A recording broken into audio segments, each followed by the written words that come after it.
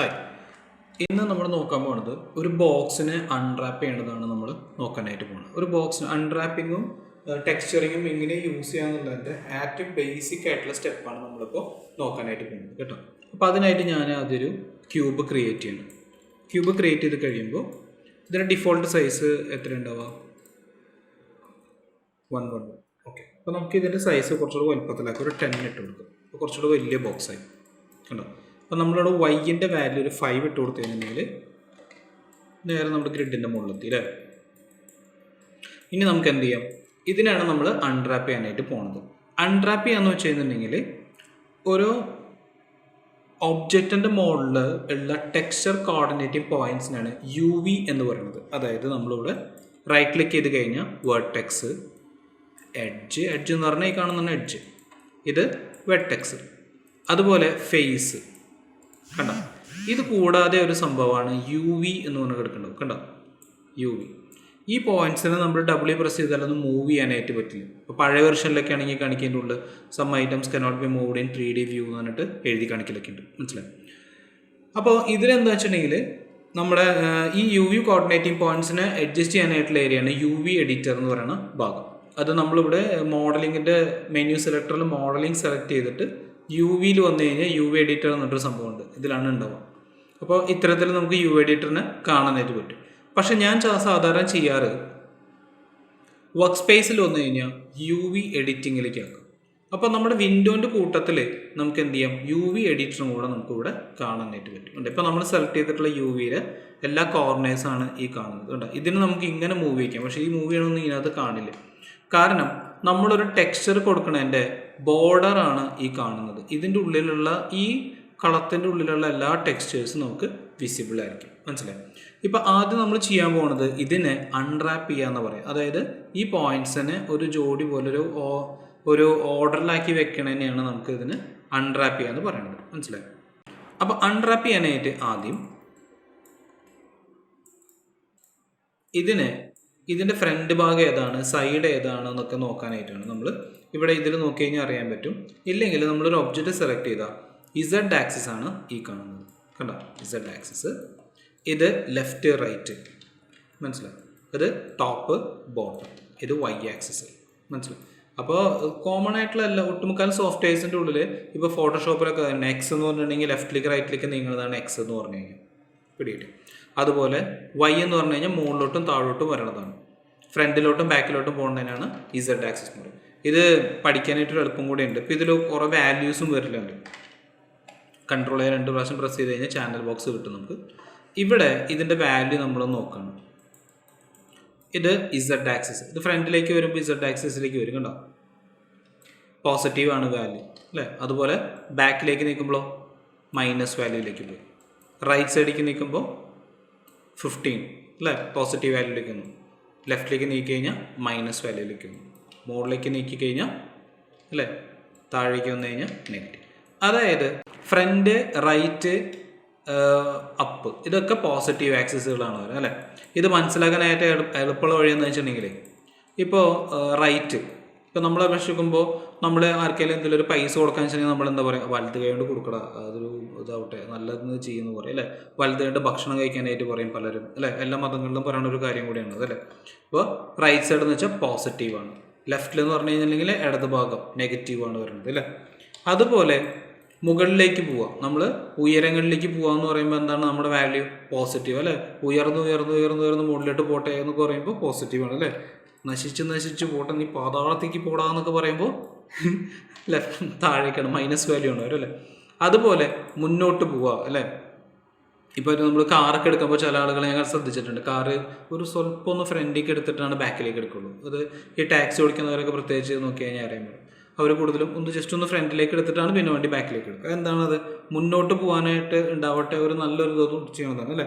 അപ്പോൾ ഫ്രണ്ടിലോട്ട് പോകുമ്പോൾ പോസിറ്റീവ് വാല്യൂ, ബാക്കിലോട്ട് പോകുമ്പോൾ മൈനസ് വാല്യൂ, മനസ്സിലായി. ഇങ്ങനെയാണ് നമ്മൾ ഇതിൻ്റെ കോർഡിനേറ്റിംഗ് പോയിന്റ്സ് പഠിക്കാനായിട്ട് ഏറ്റവും എളുപ്പമുള്ളത്. ഈ സോഫ്റ്റ്വെയറിൽ മാത്രമല്ല, എല്ലാ സോഫ്റ്റ്വെയറിലും ഇതൊക്കെ തന്നെയാണ് കേട്ടോ. അപ്പോൾ നമ്മളിതിന് ചെയ്യാൻ പോകുന്നത്, ഇതിന് ഓരോ ഒബ്ജക്റ്റിനെ ബേസ് ചെയ്തിട്ടും അൺറാപ്പിങ്ങിന് ഓരോ മെത്തേഡുകൾ മായിൽ സെറ്റ് ചെയ്ത് വെച്ചിട്ടുണ്ട്. ഇപ്പോൾ ബോക്സ് ആണെന്ന് വെച്ചിട്ടുണ്ടെങ്കിൽ പ്ലാനർ മാപ്പ് വെച്ചിട്ട് ചെയ്യാം.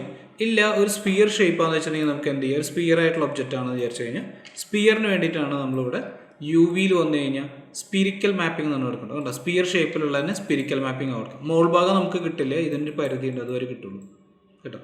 നമുക്കിത് മാനുവലി ചെയ്യേണ്ട ഒരു അല്ല, അതെന്നാലും ബേസിക് ഷേപ്പിനനുസരിച്ചിട്ട് സ്പിയർ ആണെങ്കിൽ സ്പിരിക്കൽ മാപ്പിംഗ്, സിലിണ്ടർ ആണെങ്കിൽ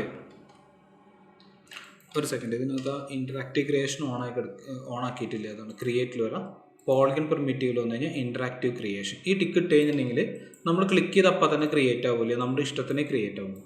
അപ്പോൾ നമ്മൾ ഇതിന് സിലിണ്ടർ ഷേപ്പ് ആയിട്ടുണ്ടെങ്കിൽ നമ്മൾ എന്ത് ചെയ്യാം, ഈ ഫേസ് മാത്രം സെലക്ട് ചെയ്തിട്ട് യു വിയിൽ വന്നിട്ട് സിലിണ്ടറിക്കൽ മാപ്പ് കൊടുത്തു കഴിഞ്ഞാൽ ഇത് സിലിണ്ടർ ഷേപ്പിൽ നമുക്ക് കിട്ടും. ഓക്കെ ശരി ഉണ്ടോ. അപ്പം അങ്ങനെ നമുക്ക് ഇവിടെ ഈ ഭാഗം ഇവിടെ എന്ത് കൊടുത്തിട്ടുണ്ടെങ്കിൽ നമുക്ക് ഇതിനകത്ത് കാണാനായിട്ട് പറ്റും. അങ്ങനെയാക്കി നമ്മൾ കേട്ടോ. അപ്പോൾ നമ്മൾ ഇതൊന്നും നോക്കില്ലെങ്കിൽ ജസ്റ്റ് ഇത് പറഞ്ഞു എന്ന് മാത്രം. നമ്മൾ ഇവിടെ ഈ ബോക്സിനെ സംബന്ധിച്ചിടത്തോളം ഞാൻ എന്തെങ്കിലും ബോക്സ് ഷേപ്പിലുള്ള എന്തെങ്കിലും സിലിണ്ടർ കൊടുത്താൽ ശരിയാവില്ലേ അല്ലേ. അപ്പോൾ അതിനെന്ത് കൊടുക്കണം, നമ്മൾ പ്ലെയിനർ വെച്ചിട്ടാണ് കൊടുക്കേണ്ടത്. പക്ഷേ ഇതിപ്പോൾ ഇങ്ങനെ തന്നെ നിൽക്കണതിൻ്റെ പേരിൽ ഞാനിതൊന്ന് ആകെ ഒന്ന് കോളാക്കി എടുക്കണത്. അതിന് വേണ്ടിയിട്ട് ഇത് സെലക്ട് ചെയ്തിട്ട് ഒന്നെങ്കിൽ നമ്മളൊരു ക്യാമറ ബേസ്ഡ് മാപ്പിംഗ് കൊടുത്തുള്ളൂ. ക്യാമറ ബേസ്ഡ് മാപ്പിംഗ് എന്ന് പറഞ്ഞിട്ടുണ്ടെങ്കിൽ ഏകദേശം ക്യാമറ ഏത് ആംഗിളിലാണ് ഇരിക്കണത് അതിന് ബേസ് ചെയ്തിട്ട് മാപ്പ് ക്രിയേറ്റ് ചെയ്യണം. ഇപ്പോൾ ബോക്സിൻ്റെ സെൽഫി എടുത്ത പോലെ വരാം ഏകദേശം. ഈ ഒരു ബോക്സിൻ്റെ സെൽഫി ഏത് ആംഗിളിൽ വെച്ചിട്ട് തിരിച്ചിട്ട് എടുക്കണമെന്ന് വെച്ച് കഴിഞ്ഞിട്ടുണ്ടെങ്കിൽ ആ ആംഗിളിൽ ഇത് ക്രിയേറ്റ് ആവും കണ്ടോ. ഇങ്ങനെ വെച്ച് കഴിഞ്ഞാൽ ഇങ്ങനെ വെച്ച് കഴിഞ്ഞിട്ടുണ്ടെങ്കിൽ ഇങ്ങനെ ക്രിയേറ്റ് ക്യാമറ ബേസ്ഡ് കണ്ടോ. അപ്പോൾ ഇതാണ്. അപ്പോൾ ഇങ്ങനെ വെച്ചതിന് ശേഷം നമുക്ക് അൺറാപ്പ് ഒന്നുകൂടെ ചെയ്യും കേട്ടോ. അപ്പോൾ ഞാനിത് അങ്ങനെ തന്നെ നീക്കാണ്. ഇവിടെ നമുക്ക് റൈറ്റ് ക്ലിക്ക് ചെയ്ത് കഴിഞ്ഞാൽ യു വി എടുക്കാം. ഈ യു വി പോയിൻറ്റ്സ് എല്ലാം കൂടി നമ്മൾ ഇങ്ങോട്ട് നീക്കി വയ്ക്കാം. ഇനി ഇവിടെ നിന്ന് നമ്മൾ ഓരോന്നും ചൂസ് ചെയ്തിട്ട് മാപ്പ് കൊടുക്കണ അനുസരിച്ചിട്ട് ഈ നടുക്കിൽ കറക്റ്റായിട്ട് ഇത് വരും കേട്ടോ. അപ്പോൾ ഞാൻ ആദ്യം ഒബ്ജക്റ്റ് മോഡിലേക്ക് വന്നു. ഇനി ഇതിൻ്റെ ഫ്രണ്ട് എന്ന് പറഞ്ഞാൽ ഇതാണ് ഫ്രണ്ട് സൈഡ് വരുന്നത് കണ്ടോ. ഇത് ബാക്ക് സൈഡ്, ഇത് ടോപ്പ്, ഇത് ബോട്ടം, ഇത് റൈറ്റ്, ഇത് ലെഫ്റ്റ് അല്ലേ. അപ്പോൾ ഞാൻ ഫ്രണ്ട് ഭാഗം സെലക്ട് ചെയ്തിട്ട് യു വിയിൽ വരാം. പ്ലാനർ മാപ്പിൻ്റെ ഓപ്ഷൻ ബോക്സ് എടുക്കും. പ്ലാനർ മാപ്പിൻ്റെ ഇതിൽ ഏത് ആക്സിസിൽ കൊടുക്കേണ്ടതെന്നാണ് നമുക്ക് നോക്കണം അല്ലേ. ഏത് ആക്സിസിൽ നിന്നാണോ ഇത് ക്ലീൻ ആയിട്ട് ഈ ചതുരത്തിൽ കിട്ടുക അതാണ് കറക്റ്റ് ഇതിൻ്റെ ആക്സിസ്. ഓക്കെ. അപ്പോൾ ഞാൻ ഇതിന് കറക്റ്റായിട്ട് കിട്ടുന്നത് ഏത് ആക്സിസിലാണ്, ഇസഡ് ആക്സിസിലാണ് കിട്ടുക. അപ്പോൾ ഞാൻ ഇസഡ് ചൂസ് ചെയ്തിട്ട് keep image width and height ratio ticket ഉള്ളൂ, എന്നിട്ട് അപ്ലൈ കൊടുക്കുക. അപ്പോൾ എൻ്റെ ഈ ഒരു സൈസിൽ നമുക്ക് ഇവിടെ കിട്ടിയ സമയം ഞാൻ ഇതിന് പകരം നമ്മൾ തെറ്റിയിട്ട് കൊടുക്കുക. എന്താണ്ടാവുമെന്ന് അറിയാലോ. ഇതിന് പകരം ഞാൻ എക്സ് ആക്സിസിൽ കൊടുത്തു. അപ്പോൾ ഫ്രണ്ടിൽ നോക്കുമ്പോൾ നമുക്കത് കറക്റ്റ് ചതുരായിട്ട് കിട്ടി. എക്സ് എന്ന് പറഞ്ഞതാണ് നമ്മൾ നേരത്തെ പറഞ്ഞത് അല്ലേ, ലെഫ്റ്റ് റൈറ്റ് ആണ്. ലെഫ്റ്റിൽ നിന്നാണ് മാപ്പ് എടുക്കണമെന്ന് വെച്ചാൽ എങ്ങനെ വരാം കണ്ട, ഒരു വര മാത്രമേ വരുള്ളൂ കണ്ട. കാരണം ഈ സൈഡിൽ നോക്കുമ്പോൾ ആകെ ഈ വര മാത്രമേ കാണാനുള്ളൂ. സോഫ്റ്റ്വെയർ കുറ്റം പറഞ്ഞിട്ട് കാര്യമില്ല, നമ്മൾ ചെയ്തതിൻ്റെ മിസ്റ്റേക്കാണ്. ഇവിടെ കിട്ടി. അപ്പോൾ നമ്മൾ എന്ത് ചെയ്തു, ഫേസ് സെലക്ട് ചെയ്യുക, ഇസഡ് ആക്സിസ് അപ്ലൈ കണ്ട. അപ്പോൾ ഇത് കറക്റ്റായിട്ട് വന്നു. അതുപോലെ ബാക്ക് സൈഡ് യു എടുത്തിട്ട് ഡബ്ല്യു നീക്കി വയ്ക്കും. ഓക്കെ, നീക്കി വെച്ചാൽ കുഴപ്പമൊന്നുമില്ല, നമുക്ക് മാറ്റാൻ വേറെ വഴികളുണ്ട്. ബാക്ക് സൈഡ് ഏതാ വരാം, ഇസഡ് ആക്സിസ് തന്നെ അപ്ലൈ, ഇതും മാറ്റി വെച്ചു. ഇനി ടോപ്പ് വരുമ്പോൾ ഏത് ആക്സിസ് വരും എന്ന് ആലോചിച്ച് നോക്കിയാൽ വൈ ആക്സിസ്. എന്താ വൈ ആക്സിസ് എടുക്കുക, അപ്ലൈ, നീക്കി വെച്ചു. താഴ്ഭാഗവും വൈ ആക്സിസ് തന്നെ, താഴ്ഭാഗവും നീക്കി വെച്ചു. ഇനി നമുക്ക് ആകെ ബാക്കി ഏതാണ്, ലെഫ്റ്റും റൈറ്റാണ്. റൈറ്റ് സെലക്ട് ചെയ്തു, എക്സ് ആക്സിസ് അല്ലേ. എക്സ് ആക്സിസിലാണ് ഇത് പ്രോപ്പറായിട്ട് ഈ ആക്സിസ് ഒന്ന് നിൽക്കണം കണ്ടു കഴിഞ്ഞാൽ അറിയാൻ പറ്റും. ഉണ്ടോ, അപ്ലൈ, നീക്കി വയ്ക്കുക. അതുപോലെ ഈ സൈഡ് നമ്മൾ ഫ്രണ്ടിൽ നിന്ന് നോക്കി കാണില്ലേ, പക്ഷേ ഈ സൈഡിൽ നിന്ന് നോക്കി കറക്റ്റ് ആയിരിക്കും അല്ലേ. അപ്ലൈ കൊടുക്കുക, ഇതും നീക്കി വയ്ക്കുക. ഇതെല്ലാം മാറ്റി. ഇനി നമ്മൾ ചെയ്യണത് ഇതിനെ നമ്മൾ ഒന്നാക്കാൻ പോകണം. നമ്മൾ ഡിഫോൾട്ടായിട്ട് ഒരു ക്യൂബ് ക്രിയേറ്റ് ചെയ്തപ്പോൾ നമ്മൾ സ്റ്റാർട്ടിങ്ങിൽ ഉണ്ടായിരുന്ന ആ സെറ്റപ്പിലാണ് നമ്മൾ വീണ്ടും ആക്കാനായിട്ട് പോവാണ്. മനസ്സിലായി.